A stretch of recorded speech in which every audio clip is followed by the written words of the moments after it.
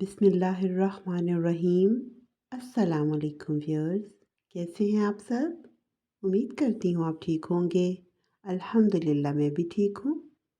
आज मैं आपके साथ मिक्स वेजिटेबल की रेसिपी शेयर करने जा रही हूँ, जो कि सर्दियों में बहुत ज़्यादा गाजर, मटर और गोभी वगैरह बहुत ज़्यादा होती है और अच्छी बनती है सब्ज़ी। तो मैंने सोचा आज यही बनाती हूँ।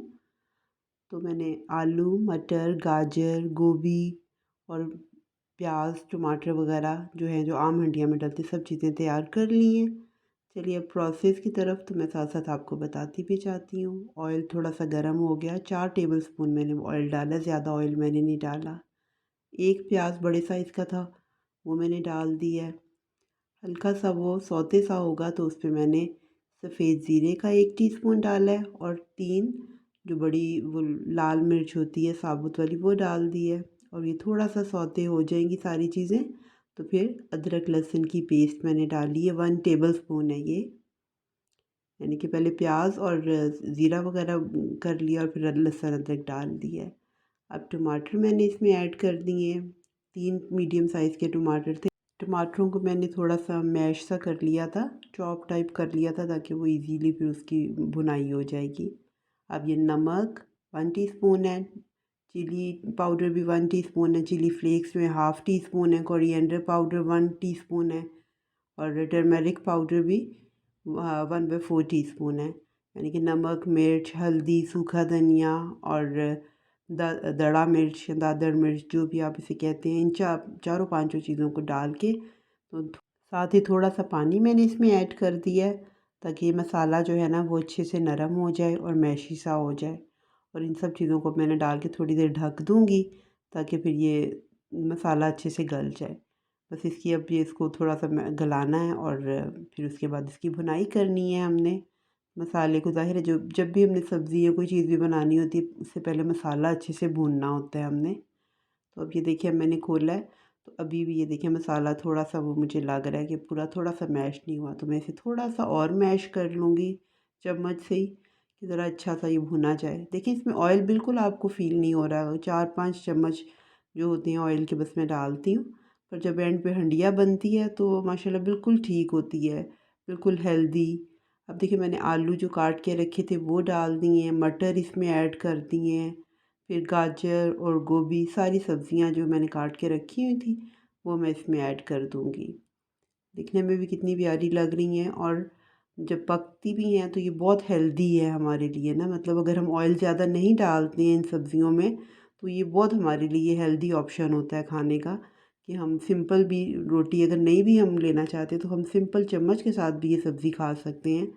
सैलेड के तौर पे मतलब खाया जा सकता है रोटी, अगर हम डाइट अगर कर रहे हैं तो हम ये इस टाइप के अगर वेजिटेबल्स लेंगे तो हमारी हेल्थ के लिए बहुत अच्छी हैं। ऑयल का इस्तेमाल हमें वैसे भी कम ही करना चाहिए, तो इसी वजह से मैं ऑयल बहुत ज़्यादा कम अपनी रेसिपीज़ में करती हूँ।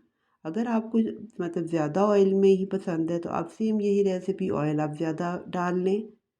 अब ये देखिए मैंने सारी सब्जियों को अच्छे से मसाले में मिक्स कर दिया जो कि अच्छे से भून लिया हुआ था।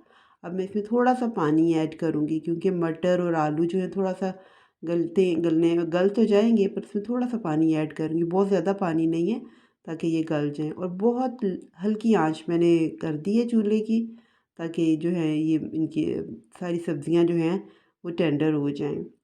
अब हम चलिए चेक कर लेते हैं। इस टाइम पे अभी देखिए सब्जियां मैंने चेक की हैं तो ये थोड़ा सा भी इसमें कसर मुझे लग रही थी क्योंकि बहुत लो फ्लेम पे मैंने रखा हुआ था और हल्का सा पानी भी डाला हुआ था। तो अब ये देखिए अब मैं चेक करूँगी तो इसमें थोड़ा सा मुझे कसर लग रही है कि ये भी पूरे नहीं डन हुए हैं, गले नहीं हैं। तो इसको फिर अब मैं थोड़ा सा मिक्स करूँगी और फिर इसको दोबारा मैं ढक के रख दूँगी ताकि अच्छे से ना ये सब्जियां जो हैं वो गल जाएं।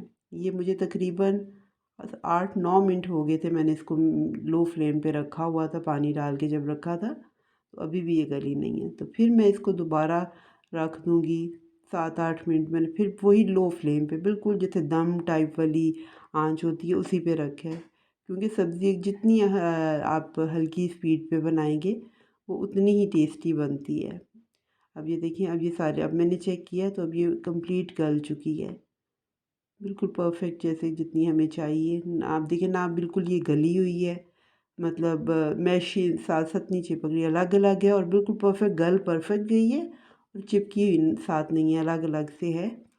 इस कंडीशन में अब मैं चूल्हा बंद कर दूँगी और हरा धनिया, हरी मिर्च अगर आपने डालनी है तो डाल लें, क्योंकि ग्रीन रेड चिली और चिली फ्लेक्स भी डले हुए हैं तो फिर ज़्यादा स्पाइसी होगा, तो इसलिए मैंने सिर्फ धनिया डाला है और थोड़ा सा गरम मसाला ऐड किया है और कसूरी मेथी ऐड कर दी है, जिससे बहुत अच्छा फिर फ्लेवर आ जाता है सब्ज़ी में, ख़ास तौर पे या दाल में अगर हम कसूरी मेथी डालते हैं तो उसका बहुत अच्छा फ्लेवर आता है।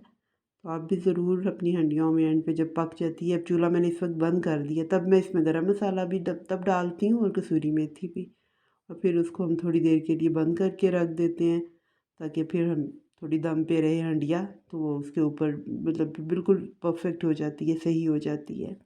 अब मेरी हंडिया बिल्कुल तैयार है अल्हम्दुलिल्लाह, बहुत अच्छी बहुत टेस्टी बनी है, देखने में भी बहुत अच्छी है और हेल्दी बहुत है। आप भी ज़रूर इस रेसिपी को ट्राई करें। अगर आपको पसंद आए तो मुझे इसका ज़रूर फीडबैक दें। अपनी दुआओं में मुझे याद रखें।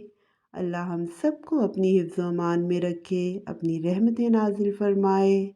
अल्लाह हाफ़िज़।